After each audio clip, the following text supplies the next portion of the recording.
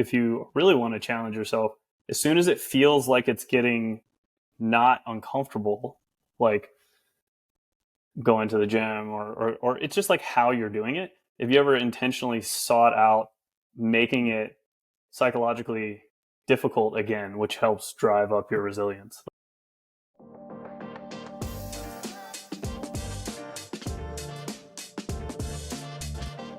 So Justin, welcome to the podcast. Yeah, thanks for having me, guys. I appreciate it. Yeah. For hanging in there with me. I know it's taking a little scheduling to get here, but Yeah, of course. been looking forward to it.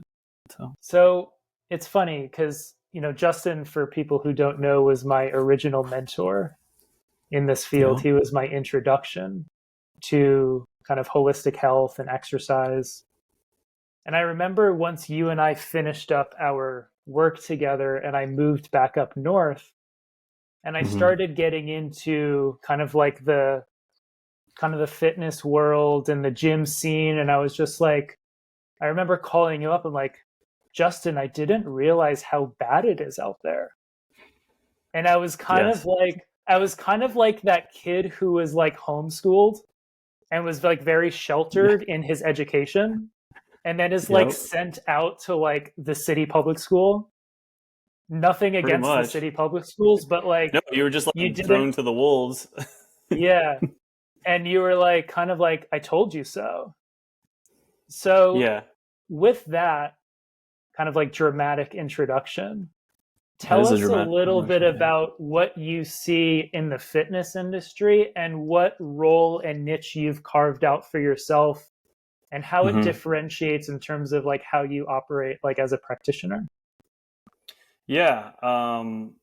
It was as best I could at the time to try to educate you of like what was this sort of deception that's out there that I think a lot of clients encounter, which is there's a lot of trying to get people to bite on shiny lures of like quick fixes and sort of what it looks like versus what it really is or does and what's sustainable. So the niche for me has always kind of been for folks that have kind of gotten through the ringer of either other coaches and trainers or medical and other physical therapists and doctors and stuff. And they're in a safe chronic space where they're like, not an acute problem, but like everyone's kind of said, this is what it is. And in that space, people are still at a level where they're not really emotionally satisfied with like, they really feel like that's not the only answer. And usually they'll go out, they're in this decision of, am I going to have to just live with this like this for the rest of my life? Is this like, or is there something I could do? And the something I could do is like learn how to be a completely different person. And that's like a whole lot of things. And that's not something a specialist is going to like have time or education to do. So folks would come to me and it's been really rewarding to help folks go, okay, I'm ready now to look at everything and see, I would do pretty much anything to feel better, to have something they want to do. And most of them, it's quality of life. So that would be like kind of it's a very popular thing now, but for the past 18 years, it's pretty much been what I've been specializing in. So folks will be usually more willing at that point to make a lot of change. And so we'll look at the person and yes, they'll come in usually for orthopedic pain, but it's a retooling of kind of everything in their life. So it's this kind of full inventory, full client history that most people haven't sat down and let them tell their whole story about like how they got there. And through that, they figure out a lot of things that they're like, maybe that wasn't working, but I really don't have any idea of how to move forward. So then we get a good history and then create a nice starting point and then just see what the next step is from there. And I think in the fitness industry, the issue is here's A to B, we can knock this out. If you just do this, you'll end up here.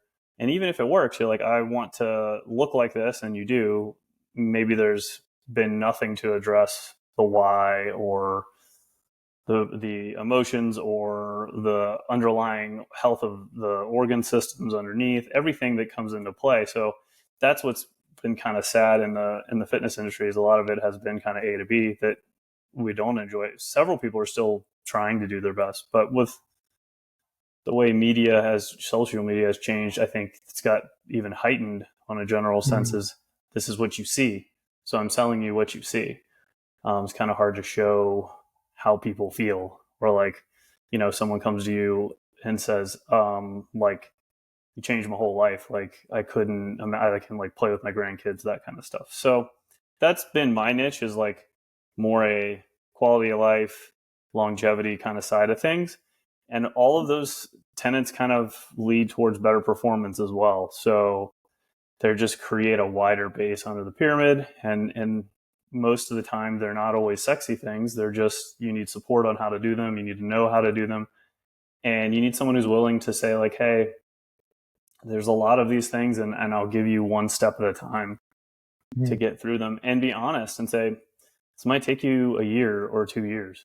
Not tell someone, because that's just been my experience. And the more I've been honest with folks, the ones that know that up front, they tend to either say, yep, that's for me, and like kind of like can relax into the process, or you head it off kind of early. They go, I'm not ready for that process yet.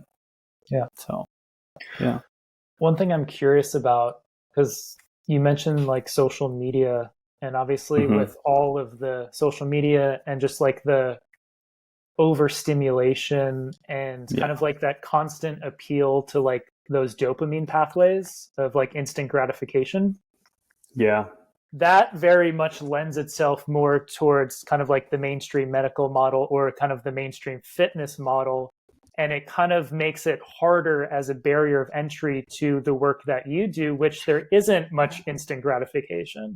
No, so I'm curious, you've been in this field for probably almost 20 years now, right? Yeah. Has it become harder to work with people through an extensive process, given kind of like what we've been, I guess, surrounded by in terms of all the instant gratification and dopamine and all of that? Like, in terms of walking someone through a process? Yeah. So if I'm hearing what you're saying, like, has it become more challenging because people are, generally exposed to a lot of quick hits of kind of stimulation, and therefore, how do you give someone a long process and have them be kind of engaged their tolerance in that? for delayed gratification is less. Is less. Well, I will say a fortunate thing is first question. Sorry to interrupt. Yeah, hop in, man. Yeah. Please do. Are you seeing that as the case? I guess both of you, right? Since you work with tons of people, have you noticed an actual decrease in capacity to commit to a longer process? I have not. That's what I was going to say. Yeah. So I have been fortunate that I feel like if your clientele is almost entirely not coming from that source, like it's all referrals. So I'm getting people that are telling other people because they've had experience with that process what it is, and they kind of still doing that. That's been the case for the 20 years I've been working. So I have not personally experienced that. I think the fear is that like that's going to happen. And interestingly enough, the folks that come and they're like, oh, this is really great. Actually, I was concerned it would be too, flash and glamorous, and sort of like they think they're really happy usually that it's not that, but that could just be the people that I already work with and who they kind of send my way.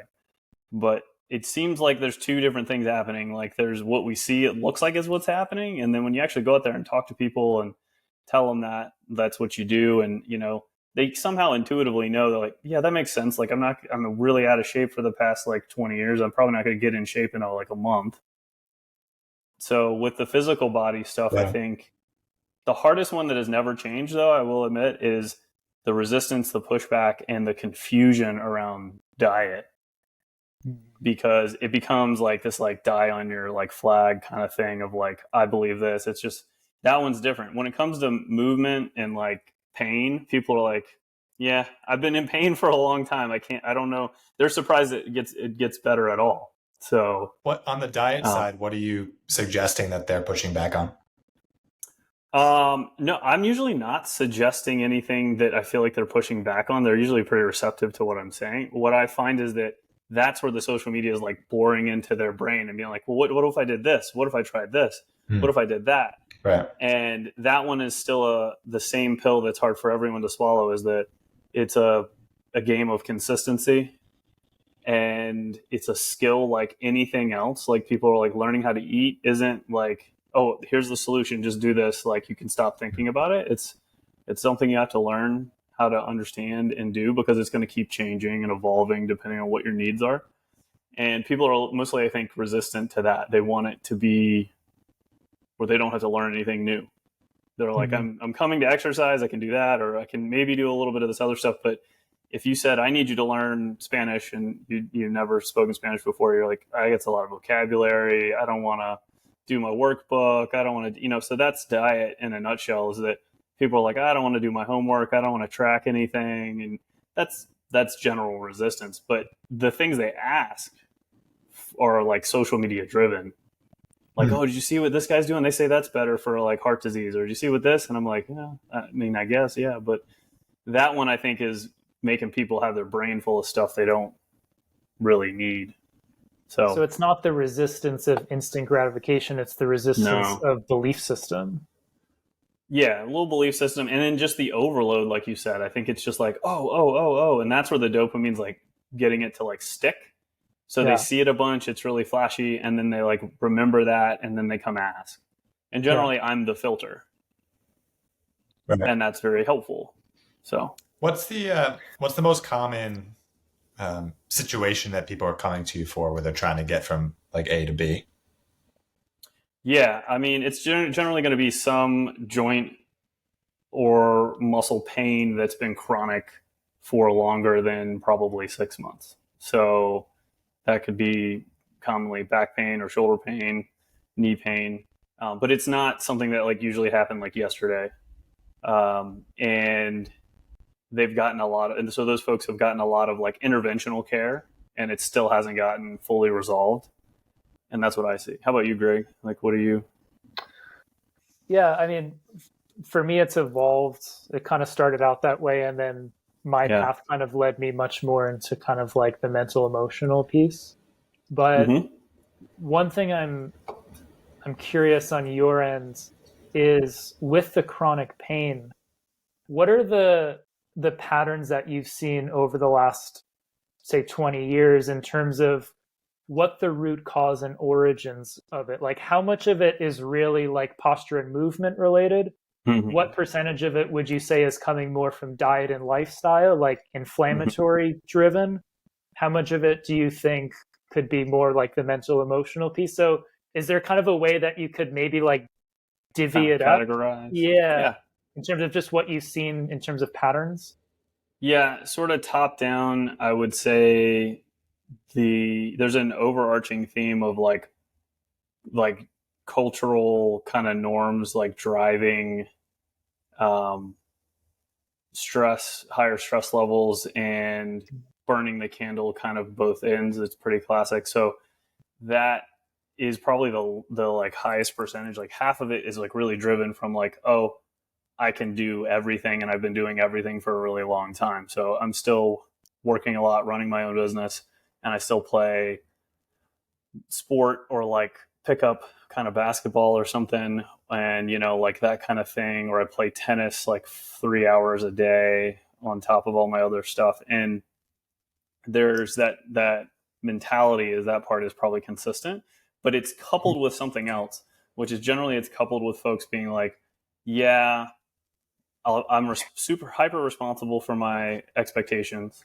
Like I'll do everything is asked of me.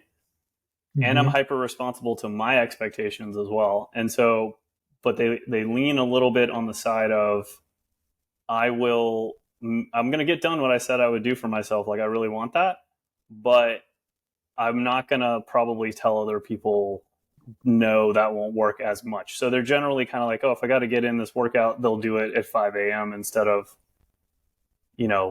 not going to some social event or something like that. So it's just a lot of more. And it starts to where they can't keep up with it anymore. And then posturally, as you said, I think that's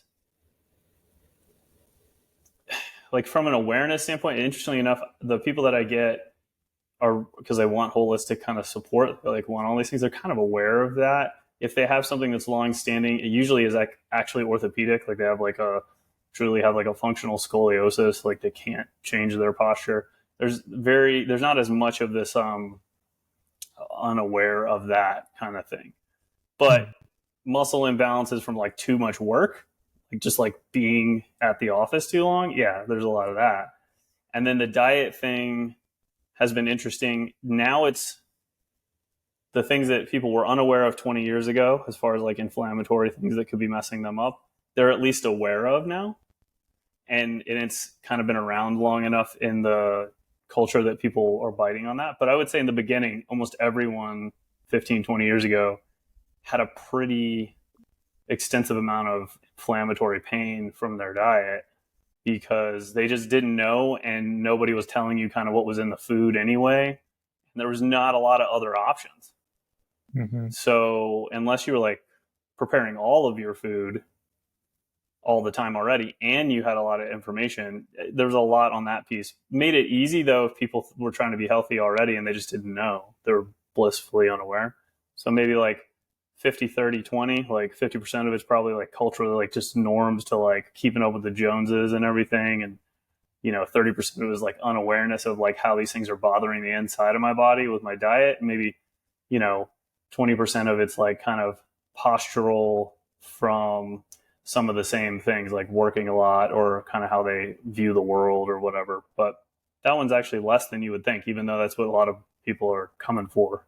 There's, alignment issues, Have you noticed anything on your end that's kind of stood out as a trend? A couple of things. Number one, I think one thing that I've noticed, and Annalisa, my partner, has helped me with this kind of on the functional medicine piece, is the chronic infection side. Yeah. Like chronic viral infections, Lyme, like things like that. People especially in the Northeast where there's a lot of ticks and a lot of Lyme. Yeah. So I've seen a lot of chronic infections play a big role. But one thing I would love for you to speak upon are two things. Number one, a big challenge I've seen working with clients is kind of, especially in the fitness and exercise field, is like this idea that if something's good for me, then more is always better. So I would love for you to speak to the re-education on that piece with clients. So let's start there, and then I'll get to the other piece afterwards.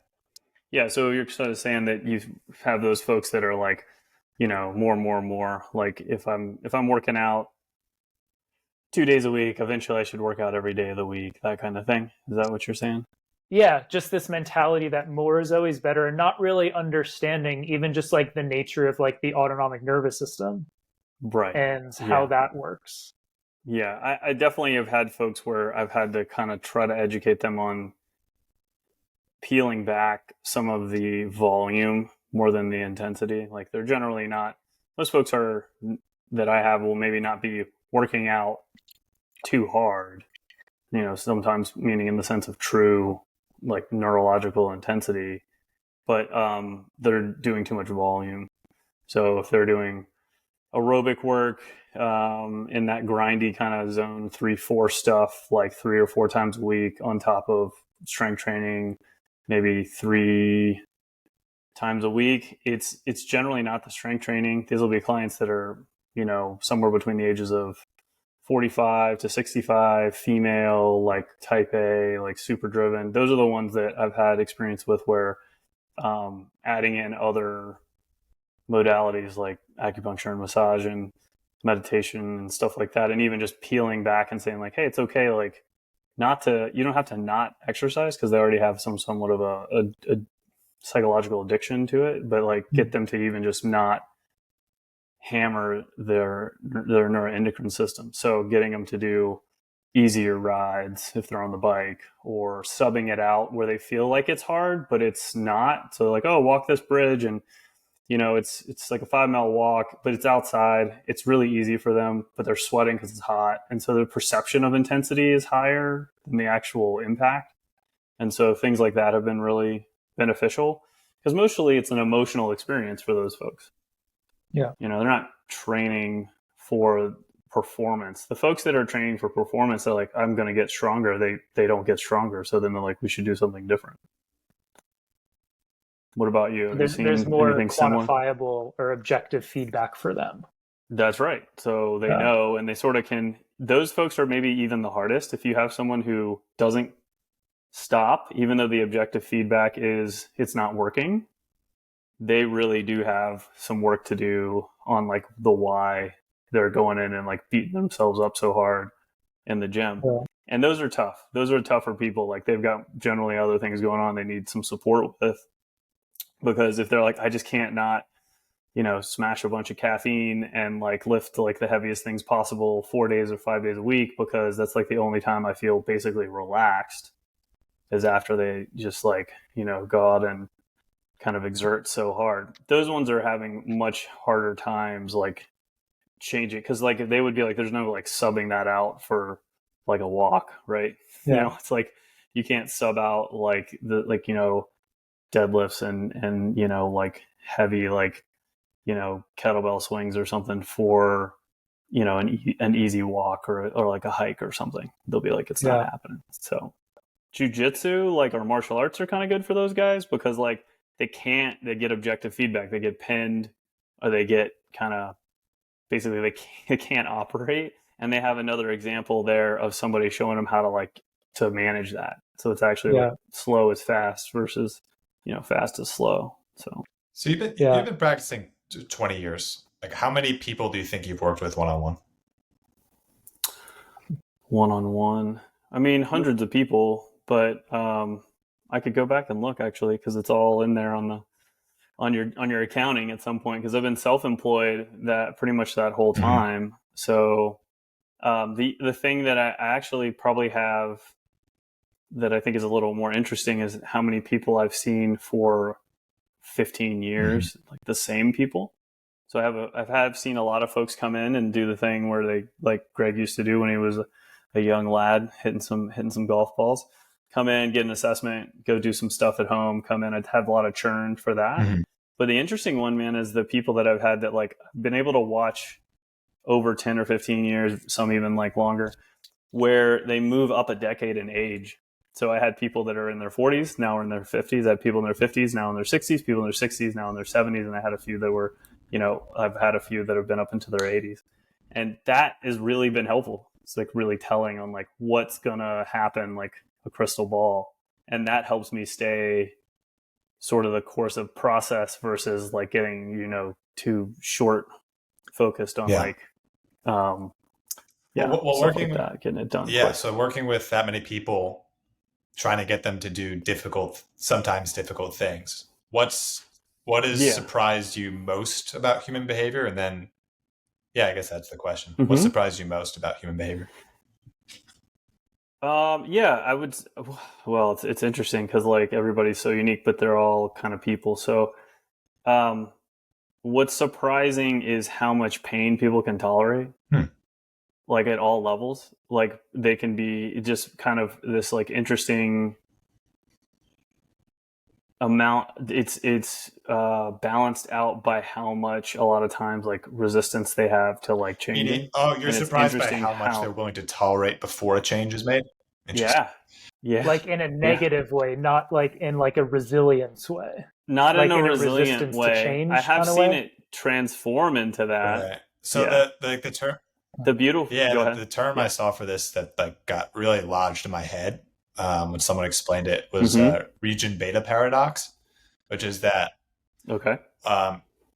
it's better to have a terrible situation than a kind of bad situation for that reason, because it forces the thing. So if your apartment there's one little thing that bugs you about it and it's a little out of the way, versus you have crazy mold and your brain goes haywire, that situation is going to make you change. So that's interesting. Yes, that's a good point. And actually that's basically why I picked the niche I have, is that I wanted people who were going, this sucks so much. They're ready to do something. I'm more open. You're right. And then that's interesting you point that out, because when you get them out of the suck and things are pretty darn good, then obviously the willingness goes down. So then they generally, if they're not necessarily being a crisis, but really they're resolved. And actually the thing that is moving in my practice is that those folks kind of need to be graduated into you're okay now, because then it needs to be hard enough again that they're like, oh,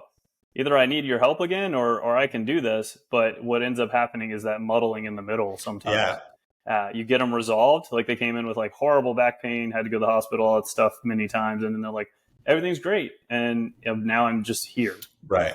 Like, I'm here. And then when you start to push some of them are receptive, but the ones that aren't, where you're like, okay, well, like, what's the next step? They're like, oh, like, I'm pretty happy about it. And you're like, well, then you're good. Like, you don't need to be in college for 20 years. It's time to go do something else. So I think that's changing for me. But you're right. If it's not bad enough, that's been the case. But I'm amazed at how bad it has to be. Yeah. That's what's the most surprising. Like how bad it has to be. Like people describing the things they're going through before they like go, sure, I'll try not eating gluten. Right. Yeah. My experience was, I'm like, what? My experience was like late really teens, bad. early 20s, being like chronically fatigued, brain fog, depressive symptoms, like automatic negative thoughts, just like everything. And so it was kind of like that. It was beyond like the middle ground. It was like the bottom kind of feeling. And so only because of that did I just like obsess around different healing modalities and what I could do and try 20 different things and got out of it. But the weird thing is once I got out of it after 4 years of hellishly searching for answers and finding the few things that worked, was you almost got addicted on the things that worked. So instead of sugar addictions, like a mushroom tea became like something I wanted because I knew how it would make me feel. And so like now that that's solved for me, it's kind of the same thing where it's like, I feel these other areas where things are okay, but I almost want it to just go to hell so that it requires that same sort of rocket ship into the stratosphere experience. Well, I look at it sort of like, if I'm hearing you correct, it's like you kind of miss like having that energy to like, make change because it's kind of necessary, right? So, because it's gotten to a point where it's either going to be this bad or I'm going to do something about it. And is that what you're saying? And that example, it kind of propels it literally felt like life or death. Like in my feeling, right? It felt like if I don't solve this, my life sucks because I'm just going to like, I don't know where this is going to lead. So. Right. And then it's super curious. What do you feel on that, Greg? No, I was going to ask you, there's a term secondary gain. Yeah. Right. Okay. Which is the part of you that's benefiting from pain. So do you think with that middle ground of the pain, there's an aspect that we're getting some sort of need met through it, but once it gets to a certain point, the benefits versus drawback, like kind of the ratio starts to get a little bit more imbalanced and you're like, okay, what I'm getting out of this is no longer worth it. So I'm curious your experience with that, like kind of saboteur archetype with that like secondary gain. Yes. If I'm hearing you correct, I would totally agree that, you're always getting something for it, for sure. Yeah. There's some needs being met. And if at that moment in the way your life is, that meets enough needs and your tolerance to the pain it creates to meet those needs kind of works itself out. It's sustainable. Yeah, I'm convinced it's less and less sabotage and more that it's literally just that math equation. And if you like got people conscious of their unconscious benefits they're drawing from it, it might be like, oh, like I don't want to drop gluten. Why? Well, I'd have to explain myself at dinner. My spouse would have to change their pattern of what they're buying at the grocery store. I'm not sure what I would cook. So like that list might be 50 things. So it's not a sabotage. It's just that there's all these benefits to not changing. Or what if it's like super simple than that? It's like, I have the best memory ever of my mom making me a cherry pie on my birthday. And I feel really loved when I eat a cherry pie, piece of cherry pie. So it's like, that's a tall order to take away from somebody, like that experience, that need that's being met. And like you said, though, I do think the answer is in the awareness. So if you knew, you're like, oh, like I really need that sense of security or support or like feeling like acknowledged that I got with that. Where else can I get that? So it's important to have people know, because you're right. Why would I take away those needs and replace them, you're like, but it's good for you. And you're like, but you just took away like really important things to me, like to be a human being, you know? And then if you do agree and do it for somebody else, well, that's a whole nother story with coaching, which is like, well, you told me. And like, that means sort of like, I'm responsible for your needs now. Because those needs are going to get taken away by doing what I told you to do. And you're going to feel a certain way about it, but you don't know why. And then you're going to probably blame me for why you feel like, well, my GI is better, but like, I just hate doing this. And you don't know why. And so you're going to be like kind of resentful towards me because you were compliant, but you don't know the underlying needs that were being affected from it. Yeah. So I agree. Crazy web of and like you said, it is. And that would be the other part. Like, so that like once the folks have gotten through the conscious part is the pain, right? Like I'm in a lot of physical pain that brings somebody to my door probably, right?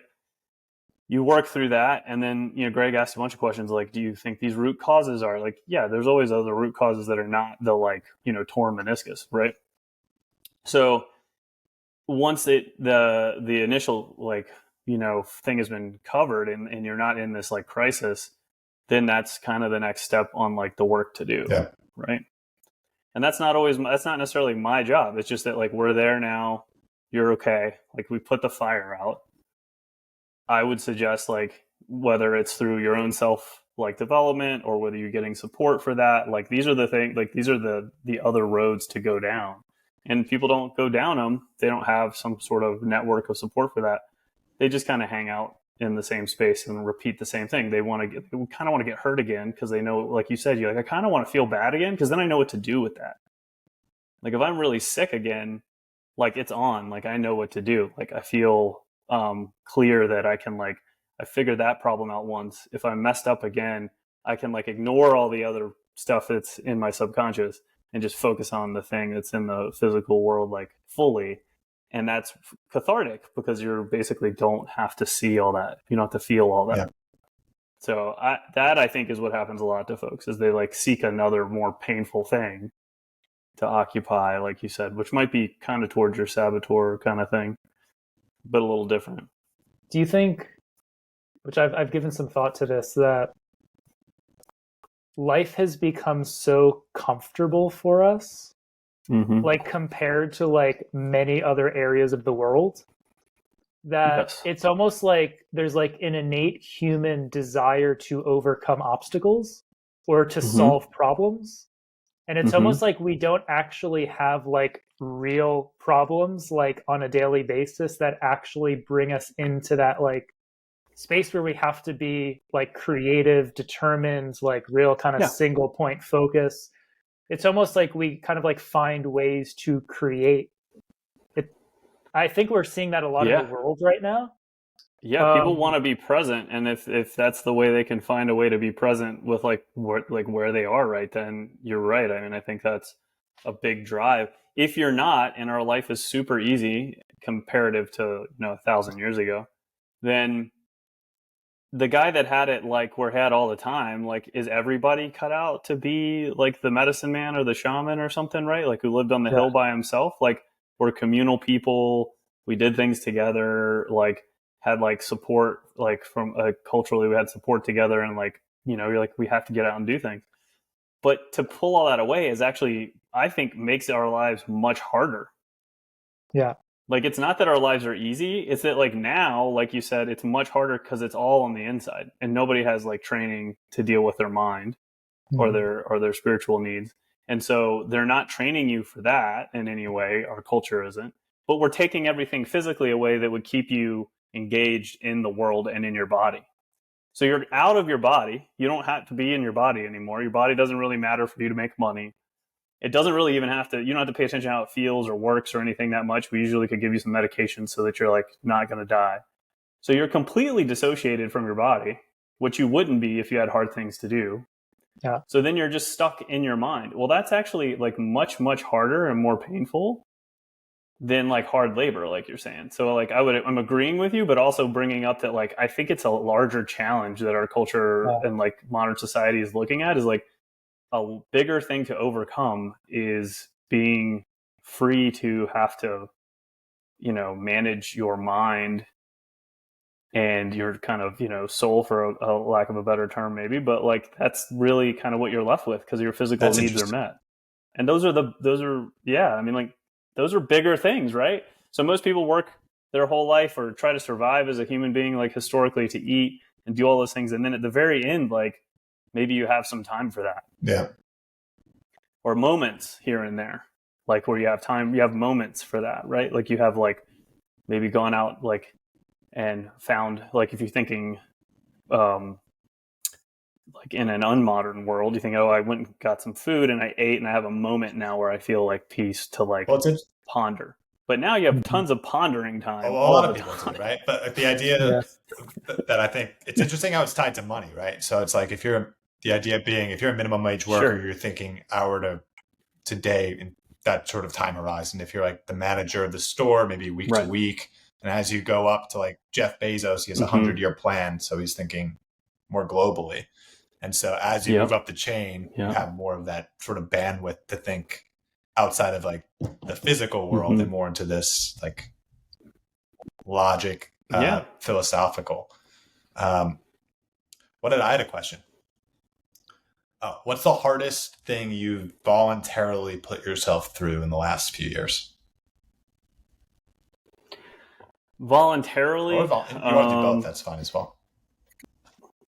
Yeah. Well, there's a couple, There's voluntary and involuntary. So like discomfort things that have been challenging. Probably like voluntary discomfort, but is enjoyable was I went and hiked Kilimanjaro, which was fun. So that's, it's uncomfortable. You can't breathe at the top. Kind of feel like you're in another planet, really. It kind of feels like Mars. I would imagine Mars would be like at the top. You're kind of shuffling on volcanic rock, and not really, your oxygen level is like 70, like in your blood, and you're like barely like, awake. I remember not being able to tell if I like passed out a couple times walking, but not like fall out, like basically like black out, but keep walking. So I think that was pretty challenging. On the physical side of things, it was voluntary. And then I had, on a personal side, I had gone through a bunch of stress, like changing my job, going through a divorce. And I was like, oh, it's going to be 2020. It's going to be my year. This is going to be great. And we all know how that went. And so it was a very stressful year for work for that. And then I ended up getting sick. And then I was in the hospital for a week from COVID. And it gave me basically like the equivalent of like a TBI. So that had been a long road to recover from, that was non-voluntary, but maybe, like you said, was an opportunity to change a bunch of things. So, yeah. How about yourself? Did you go through anything painful on purpose? On purpose? Recently? Justin, go for it. Yeah. The on purpose one's always fun. I like painful on purpose things, so it's very rare to have the not on purpose ones for me. So, like hiring, it's not that hard, but like getting a personal trainer who like forces you to really work out hard. I did that for a few months. That was tough. But with all these like hard things, I feel like there's sort of like the rocket ship analogy. Like it's hardest to get into orbit, and then it's easier up there. So like doing that the first couple months is hard, and it gets easier and you're still pushing yourself. Or I use a sauna all the time. At the start, that was like unbearable, and now it's enjoyable. So I try and take that into like some new difficult thing I'm doing, like writing a book. I'm writing a book right now. Yeah. And that's freaking hard. Can be very hard. Like every time, like the rocket ship part is happening a lot. It's like, let's get started again. Like no one's making me. Like it seems like all the exponential returns are on the getting through into the orbit component of whatever endeavor it is. Yeah, and it doesn't always have to be hard. I think it's hard because the way we approach it, like it's like you said, it's like the beginning is so hard, getting started is so hard, but you're actually not, you're generally not just taking one step at a time, you're taking like 10. And so if you're like, well, it's like really hard to go to the gym and work out hard, like, and you're thinking about all the stuff you're going to do when you're there and how hard it's going to be, or like getting in the sauna, like you said, like just get in the sauna. Yeah. Don't like, you're going to be in the sauna for 10 minutes. It's going to be horrible. It's 200 degrees, like whatever. But you're like, no, like it's actually like smaller choices, I think, which is helpful.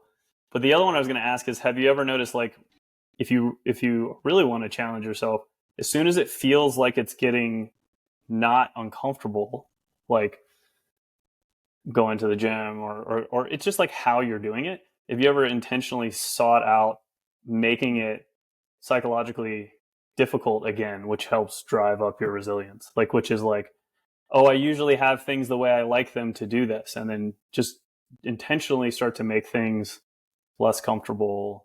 Not intentionally, like just sadistically painful, which I think people do. I'm talking about like, I want that feeling again. And like every time you get that sort of like, am I going to do this? And then when you stop getting that, and like you said, it's pleasurable now, not letting yourself have that too much. It's because it's a dopamine thing too. So it's like, have you ever like intentionally made it the process of,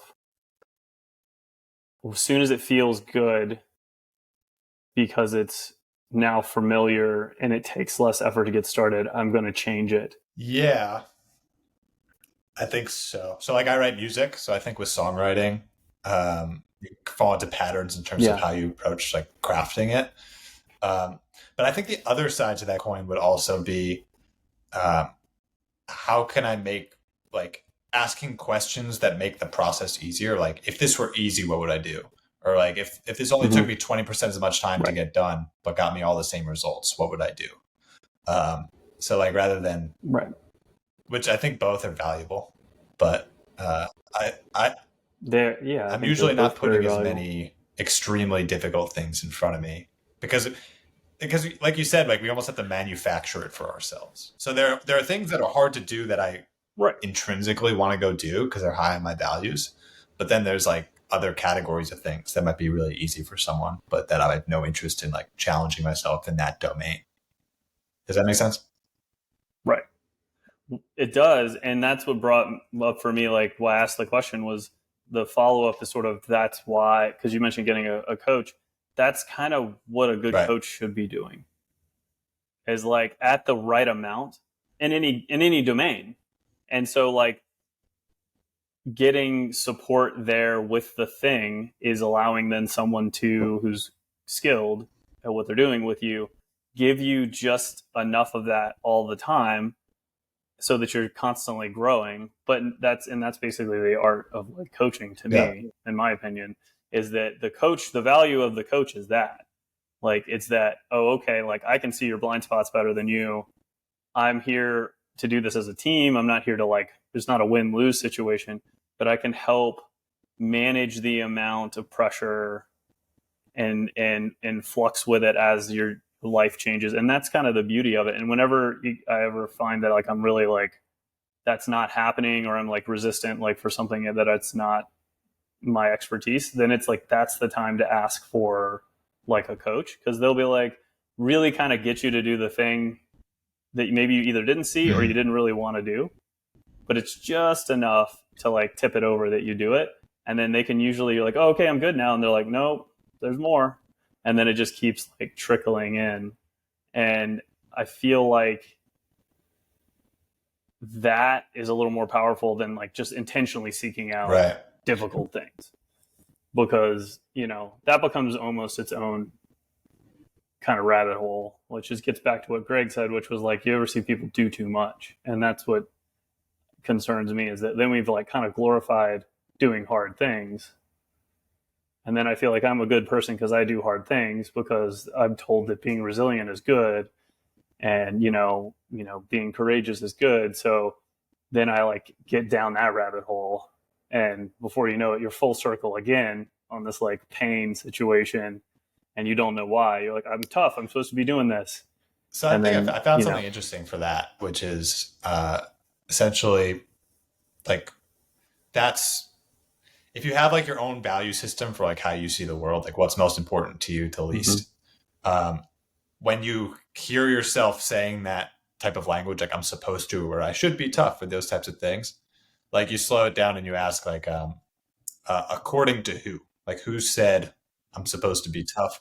And then you find out it's some person that you had on a pedestal who you think has something you don't. And so you're trying to sacrifice yourself and your own values to fit into their model of the world.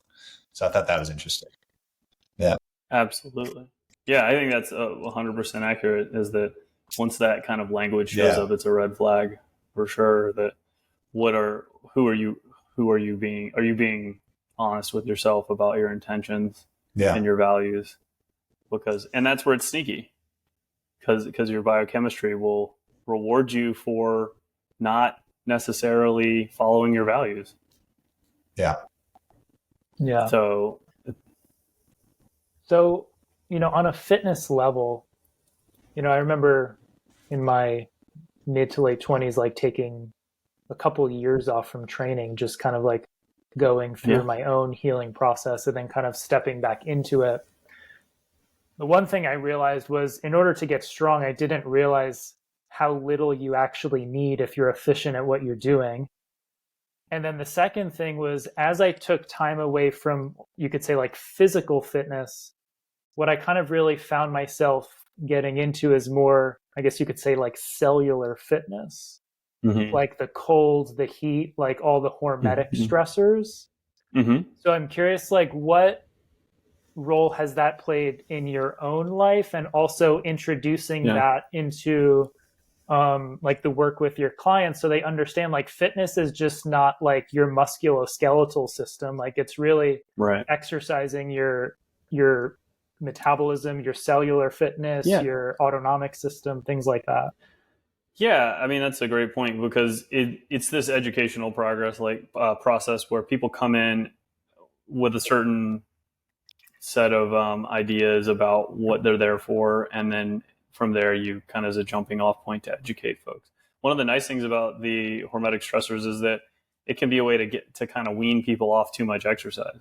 Yeah. So it's been pretty nice if somebody falls into the category I said that was really challenging, where they're like, man, I really got to train hard. Like, I lift really hard 3 or 4 times a week or 5 times a week or whatever. And they're starting to get orthopedic pain and stuff. So we can kind of peel them off of that and throw them in an ice bath, and they feel like they did something hard because they're getting a hormonal response from it.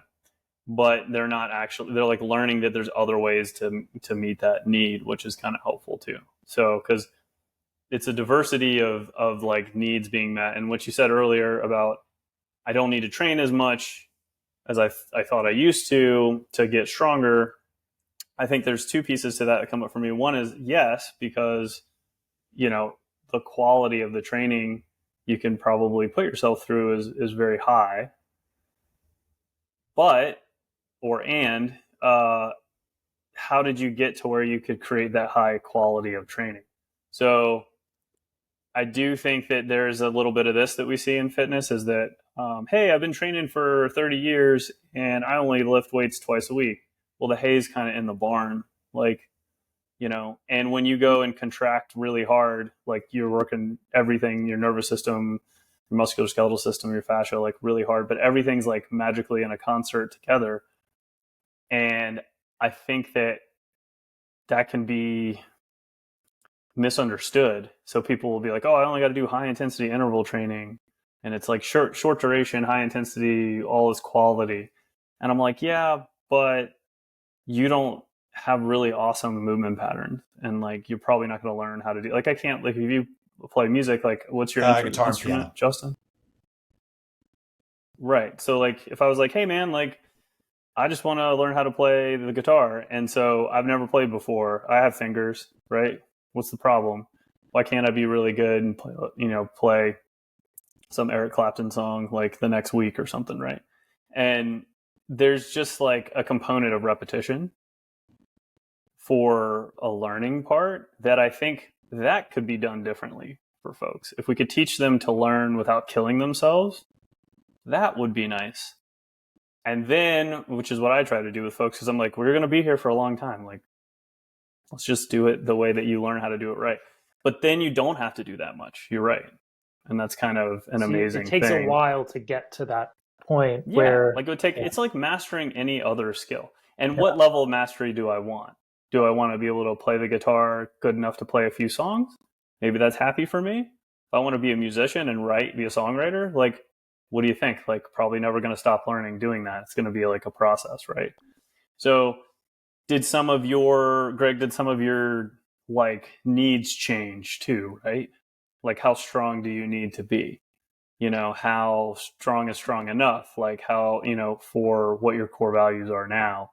I think that comes into play too. And I think then being able to mix in a variety of stressors that make the whole system more resilient. It's enough strength. It's enough like heat stress, enough cold stress, enough like CO2 tolerance, like things like this that can make this whole system, particularly what it sounds like you're talking about your nervous system, particularly as well, very resilient, because that could make for you maybe a better whole life experience. Mm-hmm. Because like if you can deadlift 300 pounds versus 500 pounds, it doesn't really change your life that much. Yeah. But I think it depends on people's like needs for that. Like if you're going to compete in like amateur strongman, you're going to have a bad time, Yeah. So do you think that applies as well? Like that you don't need a lot of time to get basic strength that would benefit most people, like they do that, and then there's so much more they could be using their time for. Is that kind of? Yeah, I think it's related to a lot of things where people's return on investment is very often very low, and like what they're doing is not very high yield. But I guess what you're saying is you need a certain amount of almost like time under tension to get to the place where you can withdraw that amount of value from one workout. Yeah, I can get more out of one set. You and I can go and get more out of one set of any exercise. I don't care what it is. I don't care if it's an isolation or a compound or an Olympic lift or something. I can get more out of one true set of that because I can create so much intent and use enough load and go to a certain level of exhaustion that I can create enough physiological and neuroendocrine stress that I don't need to do that much. Yeah. And you're right. Today, I took Sunday, Monday, Tuesday off. And then I went into the gym today and I worked up to 3 sets of 6 deadlift at just 225. And then I did 3 sets of rows at 155 and then 3 sets of overhead press. And that was my workout. That's a great workout. And I think that's a lot more work than maybe you're giving credit to. Yeah, but on paper, it doesn't. On paper now. So I love this one. Paper, it looks very like. It looks benign. very little. Yeah. It looks like very little. You just but did the thing. 3 sets of 3 exercises. Yeah, but let's break this down to like more people can understand a little bit better. So how much do you weigh? 160. Yeah, so you're 160. So like you think about the factor of like your body weight. You think about the amount of tension you're creating, like the amount of load that's going through your skeleton. Like it's not like you're doing 225 and you weigh like 225. Right. And you're like a linebacker or something. Like the relative percentage is high enough, right? And I think that's the difference. Like you can start to do less on paper. You need more exercises the less fit you are and the more broken you are because you can't do those things. And then it cones down. So if you're really injured, you're going to have like a lot of exercises to potentially like work around what would be a deadlift. Mm-hmm. And especially not just a deadlift, because as we know, you've trained folks where you're like, oh, I got him to deadlift. And like, oh, how much does he weigh? He's like, oh, he weighs like 180. And like, we were deadlifting like 135 for like, 3 sets of 5. Is that the same as you deadlifting, 3 sets of 3 or 3 sets of 6 at 225? No. So there becomes this like break point for strength to weight ratio, I usually find. And if you're not getting over that hump, and you can't then it's not creating the same amount of tension through the fascia either. Because like, think about it. If you're deadlifting and you're like have an injured spine and you're not healthy enough yet, you can't just tense everything fully yet. So you're usually like protecting some tissue, working around it, trying to help someone like find a way to not overload a stressed tissue. Versus if you're feeling pretty good and you've had back problems before, but if you feel good now, you don't have pain, you can create so much tension that like it's going to change what's going on in your viscera, like in your like organs. Like that's not happening at that lower level of intensity, which might mean like, why do we have to do like 10 different sets of like 3 or different exercises of like trunk work? Because I can't get any movement in your trunk or any like, organ massage happening with like just a heavy front squat. Because it's not enough. Like you're not actually creating enough tension. But think about how big your psoas is, like in your gut, and if you're doing a deadlift, how much it's like flexing and relaxing and flexing and relaxing, and how much that's moving around what's in there, and how much that's not really happening if the weight's light enough that I can just basically hold it with my erectors and kind of use my glutes, and it feels kind of like, I don't know, like high rep kind of stuff, like lighter. But it's the how close you get to failure. Like you probably could have done how many, if you really pushed it. That was RP, like 7.5 or something like that. Yeah, 7.5. So if you're not breaking past like 7.5 on the RPE kind of scale of like effort, like RP 7, 8, that's what I think people don't know. And they're like, if you're doing RP 5, you got to do a lot more volume. But if the reason you're doing RPA 5 is because you're hurt, that might be your option. Sure. The reason you're doing RP 5 and you're addicted to volume because you just need cortisol in your life, that's different too. So then, I have had a client like that, and I was like, lady, it's okay. Don't have to go to the gym 2 hours every day.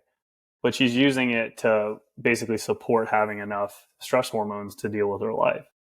So she's there for like a long time doing a lot of volume, not necessarily that heavy, but a lot of work, because then if she's there for over like 75 minutes, she starts to get a nice little cortisol pop, and you're like, oh, I feel so much better.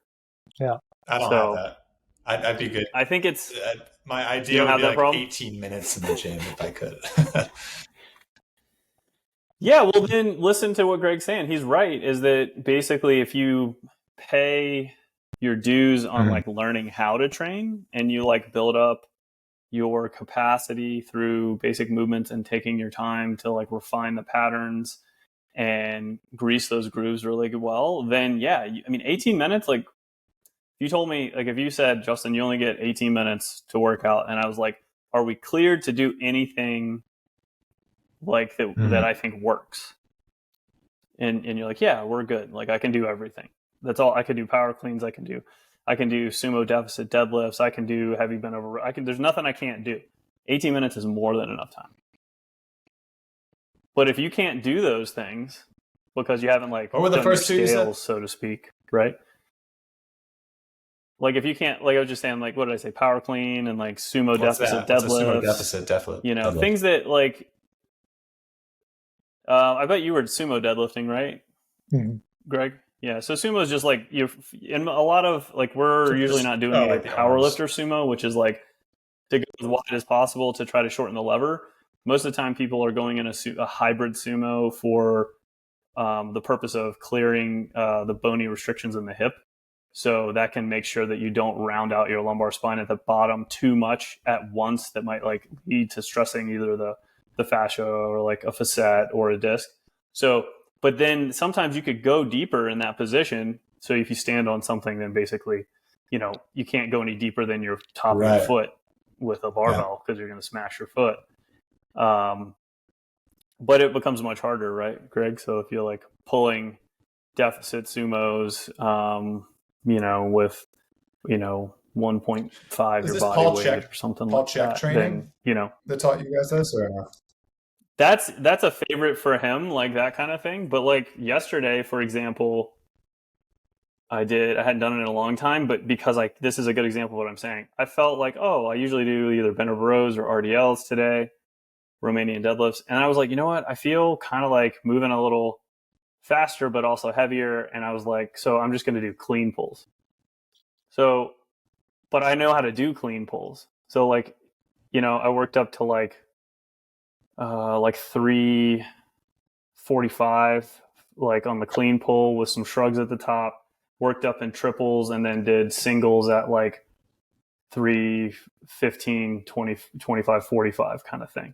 But you can't just program that in for somebody if they don't have a background. I spent I haven't been doing a lot of that, but I spent like for almost 3 years straight, like all I did was like snatch, clean and jerk, clean pulls, front squats, back squats. And that's like all I did. And I had already had a big background of doing a variety of like bodybuilding stuff and squatting and all this stuff. But so now that motor pattern is just there. So if you have all these like tools that like you pull out and you're like, oh, I just want that one today, that was a massive input, but there was no learning involved.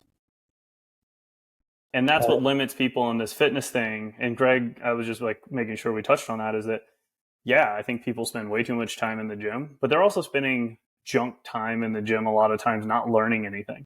Yeah.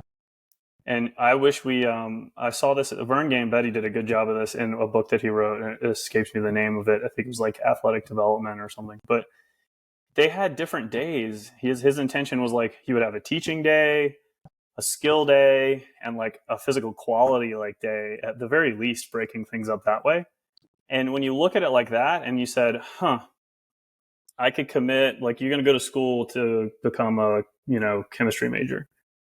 You don't expect to be like, why can't I do this faster? We still got to learn the basics, right? So, well, how come I have to do all these hours and like labs and like I got to do like, experiments and stuff, and like you're like, this isn't even really what I'm going to be doing. Well, you still got to learn and practice and all this stuff. So it's the same thing with fitness, but we don't do that. I don't do that either. Like I have to blend that into 1 hour, some teaching, some skill, some training. But in reality, we could take a whole day and be like, we're just going to work on doing some clean pulls. And I could take an hour with you, Justin, and be like, let's learn how to do clean pulls today. And we might do a lot of warming up, take an empty bar, do some stuff. Then we might work up in some weight, take it back off, work it back up. And you're like, oh, I kind of think I got the gist of what this one movement, which is complex, is about. That wasn't training. Yeah, it's education. And like, how many times do you think we'd have to repeat that? It's like, I'm bad at hitting like, the 7-iron. How many times do I need to practice? Yeah. But then, do you go out, Greg, and you can still shoot pretty good? Yeah, I could still get it around. I mean, golf's a little tough to keep it going when you don't do it. Like, I think training is a lot easier to... Totally. That's my point. Yeah. It's way easier than golf to keep able to train, but people somehow think, like, so if you said about golf or music, like I was saying, no one would think, oh, I should be able to do that. Now, I think that's the problem maybe that we haven't addressed, is that people think based on what they've been told. That is an issue. They go, I've been kind of told I should be able to do these things. And I'm like, why? Because they're basic human movements, but like, why do you think you know how to exercise? Like, you know how to sit down, you know how to walk, you know how to like get up off the floor, but you don't, like, exercise is not really like natural human movement either. Like if you see someone in the gym doing something, you might not be aware of the difference between how a beginner would do it versus someone who's trained in it is. So you might mistake it for being the same thing. Totally. Which, I think that's right, because it doesn't sound out of pitch, right? Or out of tune. Although when you see people move well, Yeah, it's almost like you see a dancer, you're like, that's a dancer. Yeah. You go, that's different. But I think most of the examples are not great. So then in a Globo gym, and that will come back to the environment too. It's like, that's probably one of the bigger issues. Yeah. Globo gym. Yeah. So Globo gyms are tough because like, I want everyone to move, but I'm almost concerned that like, sometimes that's like the thing you said earlier. It's like, it's better than nothing, but it's not really great. And I never really get anywhere. I kind of walk around on the treadmill a little bit, and I do some tricep rope push downs and like do some curls and stuff. And like, that's not, do whatever, like don't do nothing obviously, but don't do the same thing for 15 years without getting a coach or someone to help you. It's not that in those places you couldn't get better, but the general overwhelming, because I look at gym culture as like an evolution.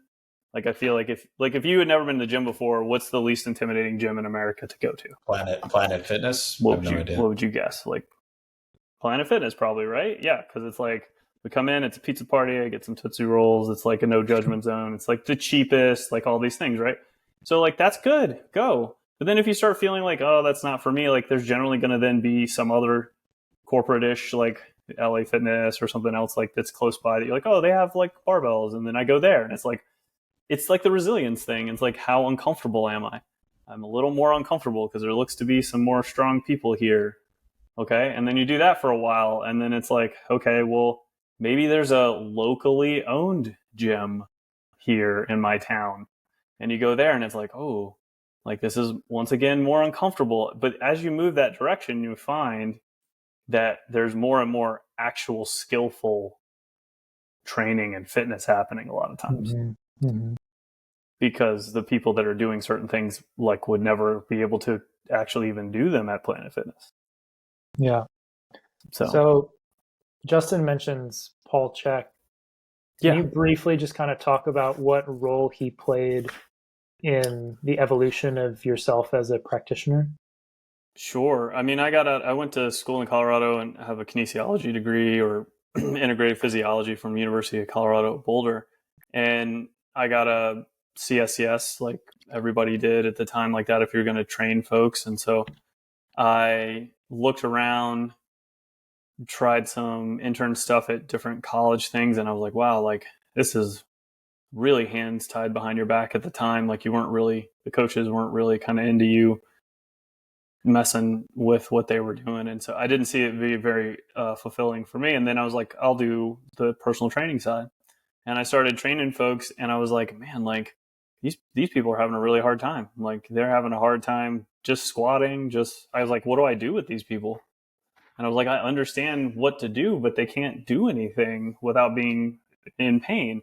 And so at the time, I just was like trying to find any resource for that. And when I found the original Institute website, it was like all black and like it was like, this is way back in the day. And like, it was like, there was a list of all the books and all this stuff. And I was like, but there was actually PDF information, like materials, like that Paul had written, like articles and stuff. And I started reading this stuff and I was like, this is what I'm kind of looking for. It's like, people can't do these things and this is maybe a path on how to get them there. So it was very pivotal for me in the beginning 5 years of me working with folks, doing those trainings, and I have like a CHEK level 2, and which all of that has changed now. I'm old now. I don't know what it is now. I think they've changed it to like IMS or some other things. The Academy kind of has finally rolled all its products together, which is kind of cool. But it has been very pivotal because it opened up truly a path to explain why these people weren't able to do these things and not to take that for granted. That was like people were very deconditioned. They had pre-existing orthopedic problems. How would you work with that? How would you refer people out? How would you design exercise program people for who weren't fit? And that was very needed at the time. You think in like 2005, like I don't think there was a lot of that happening where there wasn't like mobility stuff. There wasn't any of that. There was like still basically this sort of like step aerobic spin. People lifting weights were bench pressing and leg pressing. And so it was very pivotal at the time. I was already trying to have everyone do the same primal patterns before I started working with the CHEK Institute, but there was no clear path to get somebody that came in the door from where they were to doing that. And I think it's been tremendous, tremendously helpful. And the major difference for me has been I never really leaned on it as an advertising tool, but I listened to everything that was said. And so if you listen to all the things that were said, it's like, if you get results, it'll be fine. Give people what they need and tell them what they want to hear, so to speak. So I just made it a point not to rely on saying, oh, I'm a CHEK practitioner, because everyone that I saw that said, I'm a CHEK practitioner, like, you should trust me, didn't have any clients.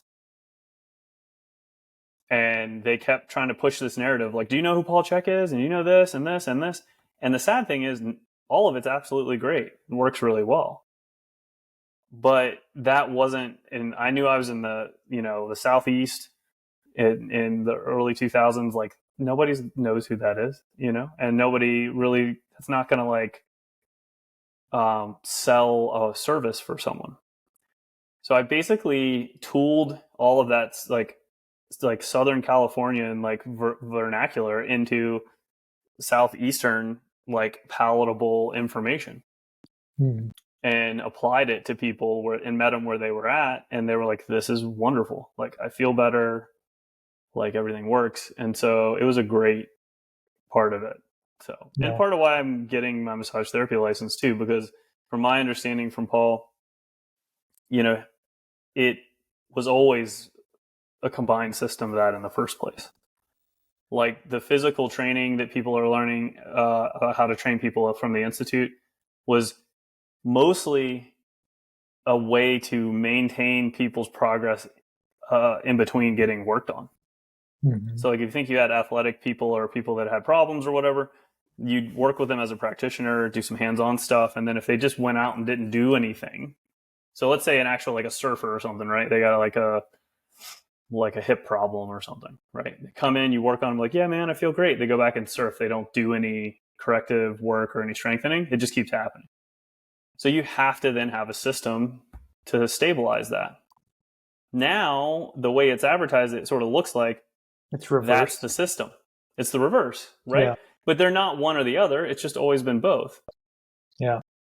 And then follows suit into what it sounds like you're spending more of your focus on, Greg, which is the other component as well, is like, where are we at mentally and emotionally and spiritually? Like, where is that come into play? Because is that why I'm also seeing you come back all the time too? So yeah, the Institute's been really great for that. The only limitation I've seen is like people want to learn so much and then not apply stuff for a while. Yeah. Because there's so much to apply, because Paul basically took a bunch of stuff and distilled it down into a course that like you could learn a lot of like true wisdom in a short period of time, but it's not your wisdom yet, like until you go use it. So that was kind of brings us back to what Greg and I talk about this anytime we talk. He's like, I hear you in my head.